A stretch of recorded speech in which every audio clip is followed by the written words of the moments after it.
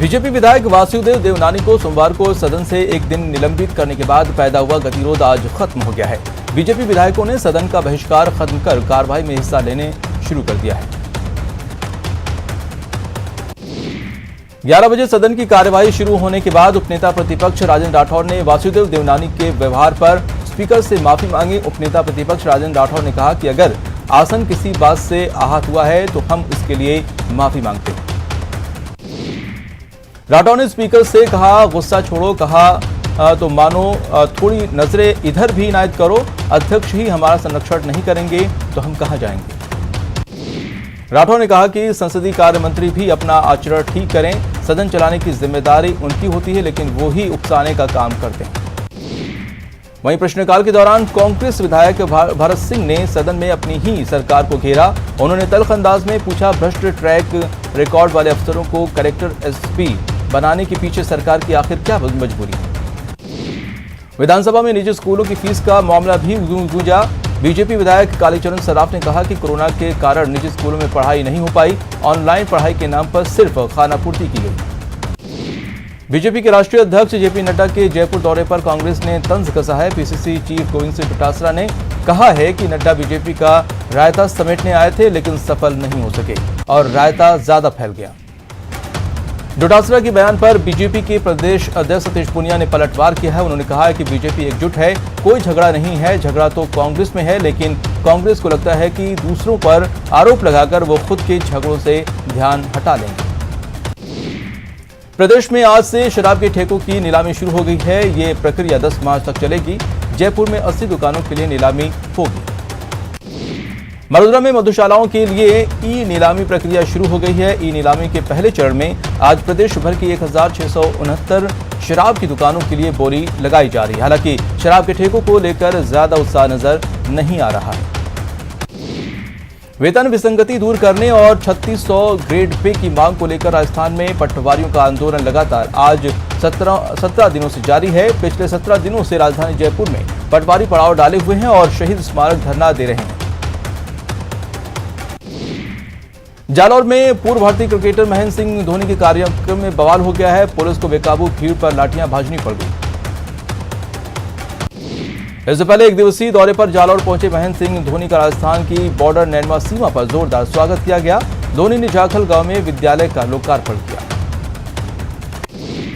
इस दौरान उनके प्रशंसकों की भारी भीड़ उमड़ पड़ी और भीड़ बेकाबू हो गई, जिसके बाद पुलिस को हल्का बल प्रयोग करना पड़ा और पूरे कार्यक्रम में अफरा तफरी मच गई। धोनी करीब आधे घंटे तक रुकने के बाद सड़क मार्ग से अहमदाबाद के लिए रवाना हो गए।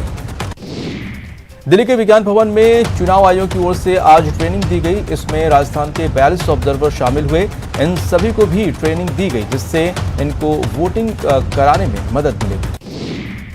बाड़मेर में एक अजीबोगरीब मामला सामने आया है, जहां टैक्सी चलाकर गुजारा करने वाले एक युवक को आयकर विभाग ने 4 करोड़ 89 लाख का नोटिस थमा दिया है।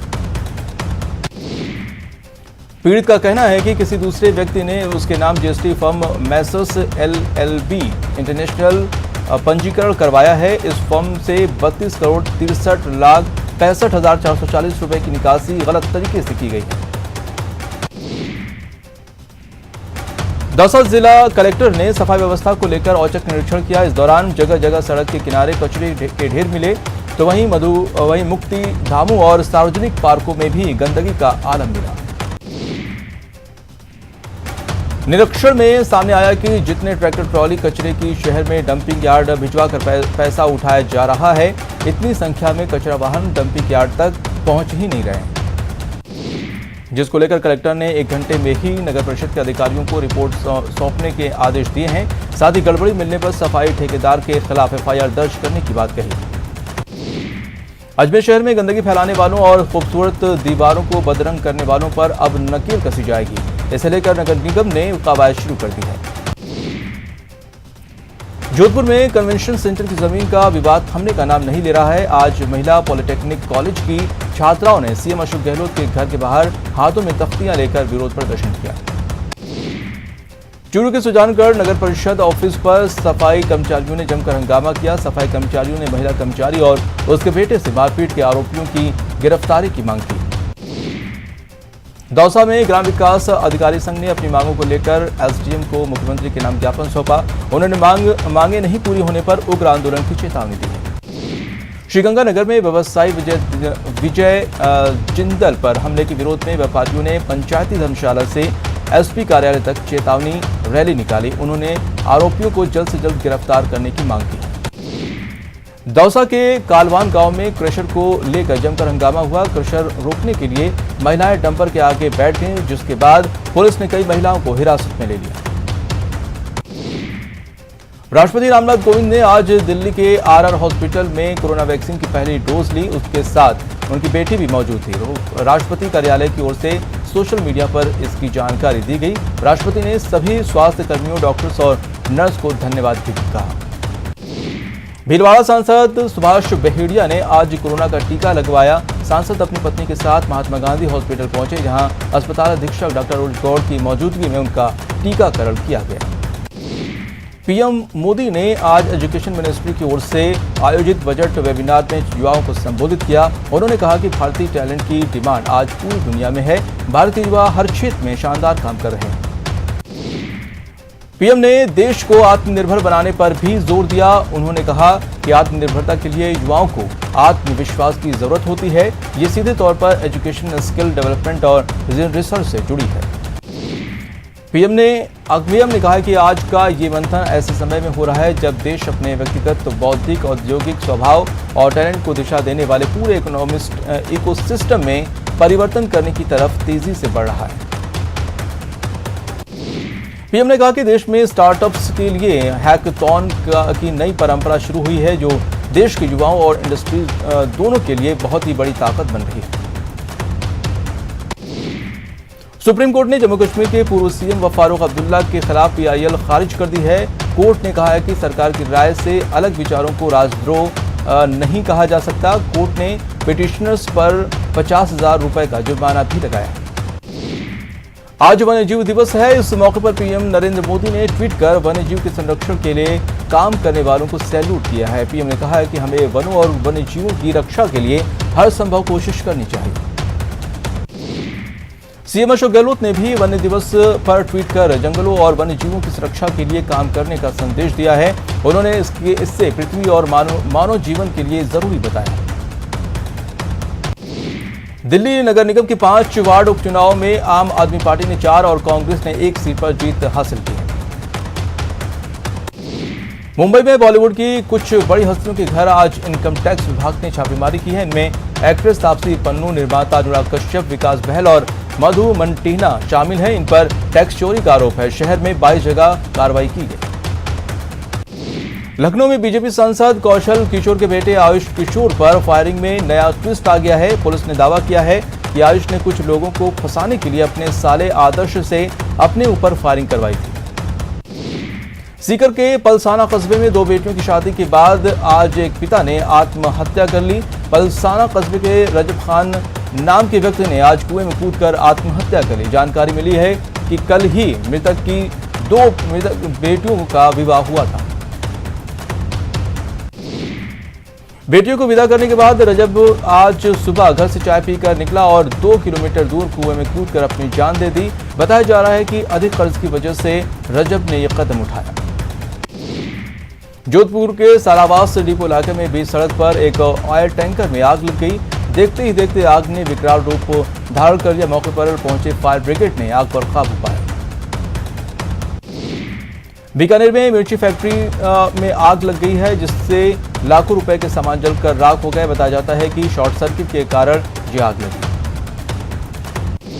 जैसलमेर के लाठी फील्ड फायरिंग रेंज में बैरल फटने से बीएसएफ जवान की मौत हो गई है।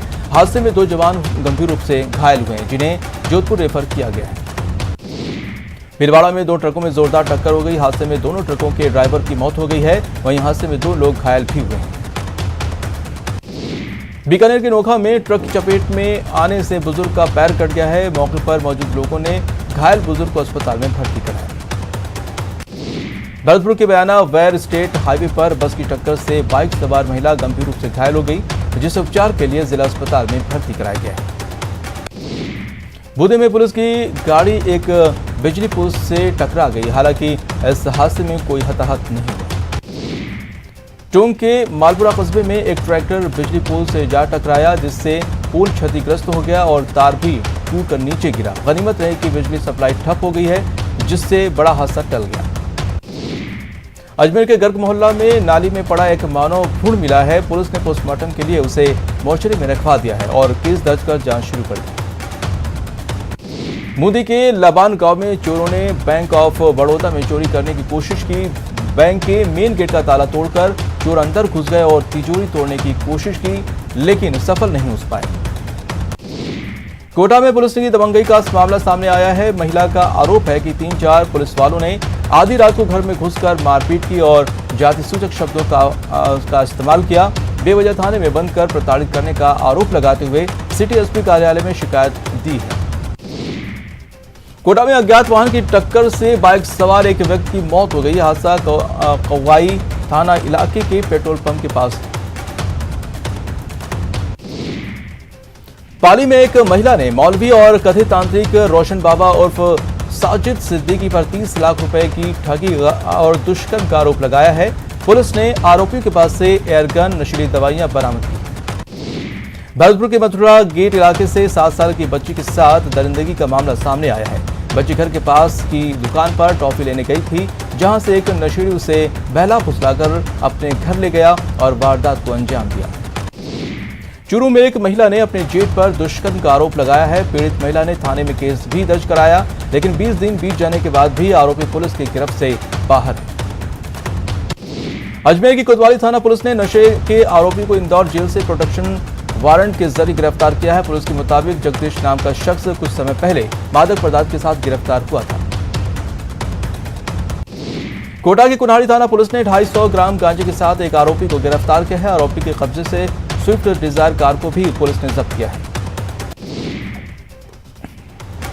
बीकानेर में एक चोर चोरी करने के लिए डॉक्टर बन गया और पीबीएम ट्रॉमा सेंटर में से बैग चुरा लिया। पूरी वारदात सीसीटीवी कैमरे में कैद हो गई है, जिसके बाद अस्पताल प्रशासन हरकत में आया और चोर की तलाश में जुट गया है।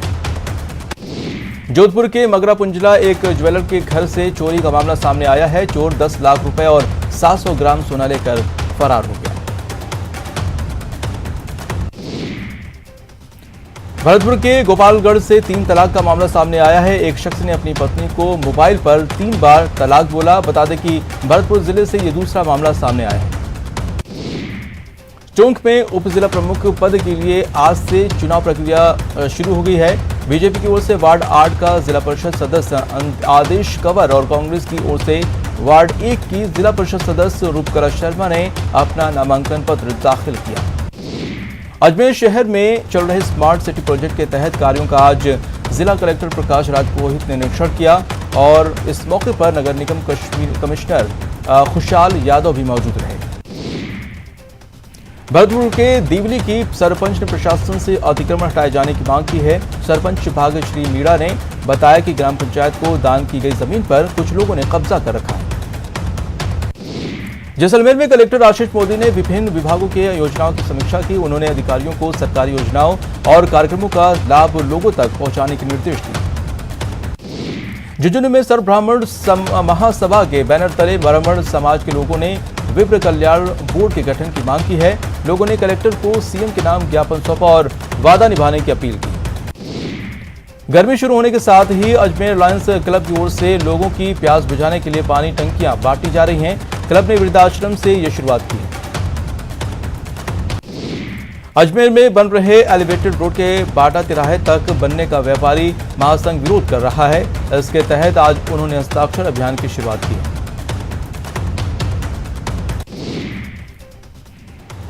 और एक बार फिर से न्यूज 18 राजस्थान की खबर का असर हुआ है। जयपुर में द्रव्यवती नदी सौंदर्यीकरण प्रोजेक्ट के तहत करोड़ों रुपए खर्च करके तैयार हुए राजस्थान के पहले बॉटनिकल पार्क को अब जनता के लिए खोल दिया गया है। दौखसा के सिकंदरा थाना क्षेत्र में बुडली गांव के लोगों ने पुलिस प्रशासन के खिलाफ प्रदर्शन कर जमकर नारेबाजी की। दरअसल 1.5 महीने पहले गांव से करीब आधा दर्जन भैंसें चोरी हो गई थीं। इस मामले में पुलिस ने अब तक कोई कार्रवाई नहीं की है। कोटा में यूआईटी के अतिक्रमण निरोधक दस्ते ने स्टेशन इलाके में अतिक्रमण के खिलाफ कार्रवाई की। टीम ने डिवाइडर पार पर बनी 25 से 30 झोपड़ियां जेबीसी से हटाई।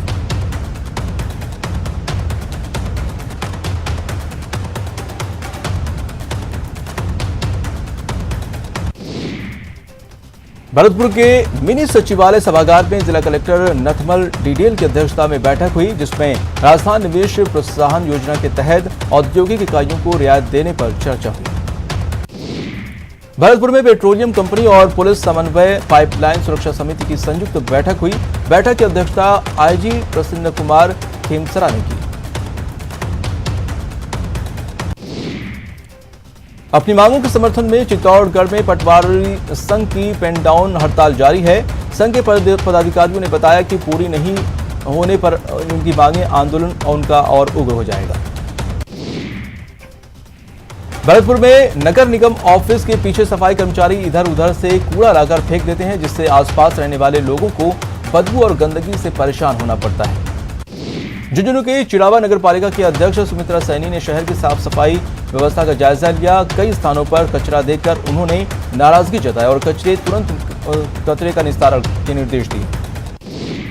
भरतपुर के यूआईटी सचिव नीलिमा तक्षक की अध्यक्षता में बैठक हुई, जिसमें व्यावसायिक योजना संख्या 10 के विकास को लेकर चर्चा की गई।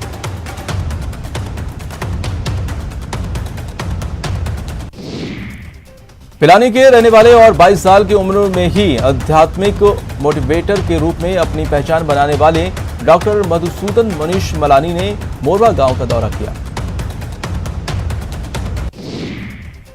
फिलहाल इस बुलेटिन में इतना ही। नमस्कार।